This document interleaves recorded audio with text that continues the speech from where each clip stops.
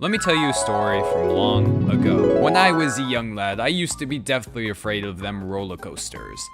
I don't know what the fuck accent that was. I'm gonna stop doing that now. I wouldn't even go on so much as the little Disney coasters that only turn. Big Thunder Mountain used to be the shit, you know, the stuff of nightmares to me. It really wasn't that long ago that I got over the fear of roller coasters and became an addict, like a year and a half at this point. But that's not really the point. The point is I got over it and a lot of people haven't. I get a lot of comments being like, Coastoons, how do I get over my fear of roller coasters? Coastoons, what's a good first ride to do that isn't too intense? Coastoons, how did you get into coasters? So today I'm gonna be answering all of those questions in lengthy detail, except that last one because I already kind of did a video on that. It's linked in the description or the card or somewhere. I don't really care if you watch it. It's pretty old, but it's fully animated if that's your thing. Anyways, out of those first two questions, I'm first going to talk about how to get over your fear of roller coasters, because that's probably what most of you came here for. Now, there's two reasons people don't like to ride roller coasters. One is the fear that they will fall off the ride, or the ride will malfunction, or, you know, something will go wrong to harm them. The other is the fear of the feeling of the ride itself, the forces on your body. The fear of getting hurt is surprisingly the easier to fix of the two. I said this in my roller coaster accident video, but I kind of messed up the stats, so I'm going to do it again. In the video, I said you have a 1 in 24 million chance of dying on a roller coaster. I was off by a couple hundred million. Your chances of getting injured are 1 in 24 million, which, like I said in the video, you're more likely to get struck by lightning 50 times. But to actually die in a coaster, that bumps it up to 1 in 750 million. So now you're way more likely to be eaten alive by 50 sharks, get hit by 1,000 cars while crossing the street, and a way more likely chance to actually just trip in the park and die from the fall than to actually die in a roller coaster. I know those are kind of weird examples, but I don't know. Those were the first that came to mind. Roller coasters are literally hundreds of times more safe than your Ubers, your planes, the subway you ride, etc., etc. You get the idea. Roller coasters have more safety systems than you can wrap your head around, from big things like the train physically not being able to dispatch without all the restraints being locked in, to little things like the floors on inverted coasters lowering so you don't scrape your feet and get caught in them. If you're worried about it, then roller coaster designers have already got it covered. Trust me, you're not smarter than these professionally trained engineers. Where your restraints will pop up? Well, on hydraulic restraints, which are most modern day restraints now, the restraints uses a hydraulic cylinder to keep it in place that are used on airplanes to extend the spoilers. And not only that, most roller coasters usually have 2 of those hydraulic cylinders to keep the restraint in place. So yes, you have the strength of 2 airplane flaps holding you in. Think the coaster will fly off the track? Well, that's why there are dozens of upstop wheels under the track to keep that from happening. Think the roller coaster will start crumbling to the ground while you're on it, like Final Destination. Yeah, I'm sorry, that's just not how these things work. That's a movie. That's obviously over...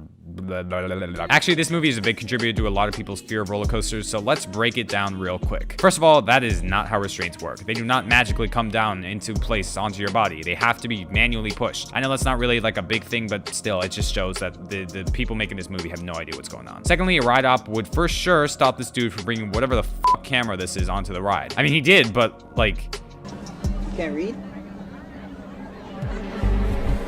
Oh, well, can I just put it in my pocket, man? Is that cool? Yeah. Yeah? That's the best you can do, man? Really? Yeah. But this camera contraption probably wouldn't have even made it here. Most ride-ups tell everyone on the platform before you get on the ride to put all loose articles away in the bins. And even before that, there are usually people waiting outside the ride entrance or something, or sometimes even metal detectors to make sure nothing gets through. People still get stuff through the line sometimes, but not this contraption of film right here. Anyways, he gets the camera through, and as we crest the lift hill, we see that there's a leaky wire on the train. Oh no. This would definitely not happen because trains are inspected and tested on the daily before human riders actually get on. Also, I'm not 100% confident of this, but I'm pretty sure there isn't a singular wire on every roller coaster train that controls like literally every single restraint. Like, I'm pretty sure it's a pedal or something, or, you know, some trains need an electrical current to open up all the restraints during the course. There's literally no other way. So yeah, in conclusion, this scene is baloney, and if this scene is why you're afraid of roller coasters, then you're making a fool of yourself. Roller coasters are some of the safest machines out there, and the fear of safety is a beyond irrational fear. Think about it. How many people do you personally know have been in a roller coaster accident? Now think about how many people you personally know that's been in a car accident. I can't even say you know 5 times more people in car accidents than roller coasters, because 5 times 0 is still 0. So that should hopefully calm your fears if you're concerned about the safety of these things. But what if you're afraid of the forces themselves? Now, if you're afraid of the forces from the ride, then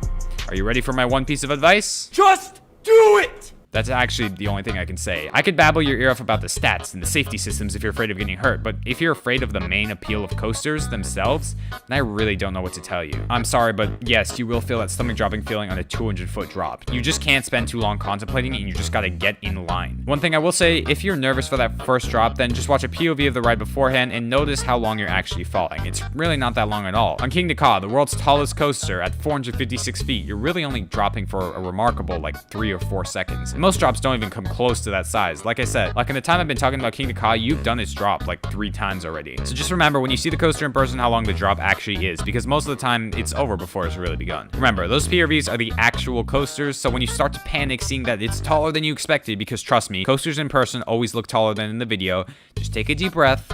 Remember that those 2 seconds of falling were taken on this coaster, and once you get on the ride, it will still be a remarkable 2 seconds of falling. And other than that, I really don't got anything for you. I will say, I used to not like that stomach dropping feeling, but now I crave it when going off coasters. I don't know, it's like a little inspiration story. Maybe you'll do that too. You'll completely do a flippity flop like me. Now, for those of you that are scared of other things besides that stomach dropping feeling, then I'll explain in this video exactly what different elements of coasters feel like that you'll experience. Inversions. Most of these are pretty forceless. You don't really feel anything, but on the super tight ones, you'll feel like your face is getting smushed into your head. Launches. At the beginning, there will usually be a quick jolt that kind of feels like a gut punch of that stomach dropping feeling, but then you'll just kind of feel like you're going super fast and pinned to the back of your seat. Speed. You'll just feel the wind in your face. If you're really afraid of roller coasters for speed, then just sit anywhere besides the front row. Hanging upside down. It's literally exactly what it sounds like. Trust me, you're not going to fall out. You'll feel like you're going to fall out, but the restraints will catch you. But this only really happens when you're upside down for a long period of time, and on most coasters, this shouldn't really be a concern. And heights. Heights on coasters still kind of freak me out on the lift, but that only makes it better before plunging into the layout.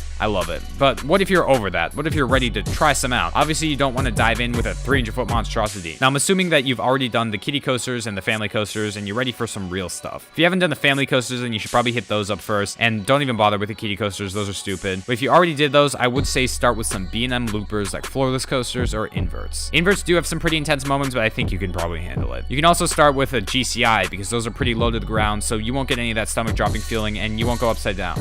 Then you can move on to some tamer launch coasters like Premiers, or even something like Cheetah Hunt. Then if you're done with that and you're ready for some drops, I'd say start with a dive coaster, because once you get past that first drop, the rest of it is like slow inversions, which is okay because you've done B&M loopers. The first drop will be super intimidating, but it's a nice introductory course to airtime and that stomach dropping feeling without going overboard throughout the layout. Then move on to the big boys like Hypers, and after that, you're pretty much free to do whatever. There are some outliers like Maverick or El Toro that are less intimidating than dives, but you should still wait because trust me, they are really intense. I'm gonna go through a couple parks and tell you which coasters to start with and how to progress through them. This isn't a guide on how to minimize weights. That's a whole nother video. This is more of how to warm yourself up, you know, get yourself hyped up to get on those rides. Let's get into it. Hershey Park. Start with the GCIs in the back like Lightning Racer or Wildcat. They're not the best coasters, but they'll warm you up. After, you should hit Super Duper Looper for an inversion. Then you can move on to Great Bear or Fahrenheit. And after that, you're pretty much free to do whatever you want. Stormrunner, Candemonium, Skyrush, Comet, whatever, man. Cedar Point. Start with Blue Streak, then move on to Gemini. Next, you should do Gatekeeper or Rougarou. After, move on to Millie, and then you should be good. Millie's gonna be scary, but trust me, it's the tamest of the big four. Remember, there are 2 misnomers here. Maverick is one of the most intense rides I've ever been on, and Magnum's Final Hills are some of the strongest airtime moments on any coaster, so just watch out for those 2. Don't be tempted to go for one of those instead of Millie. Just go on Millie. Six Flags Great Adventure. Start with Runaway Mine Train, then move on to Bizarro. This is gonna be a big step up, but there's no real transitionary coaster in this park. After that, go to Jersey Devil, then Nitro. After you do all those, you're pretty much free to do whatever. There's 2 more misnomers at this park with Batman the Ride and El Toro. Toro has some of the strongest and most sustained airtime on any coaster, and Batman the Ride takes all of its elements at such a breakneck pace and is a guaranteed gray out on every ride. It's probably one of the most intense coasters I've ever been on. Alright, last park to run through. Busch Gardens Tampa. Start with Scorpion. This one has 1 inversion, but aside from that, it's a pretty good warm-up.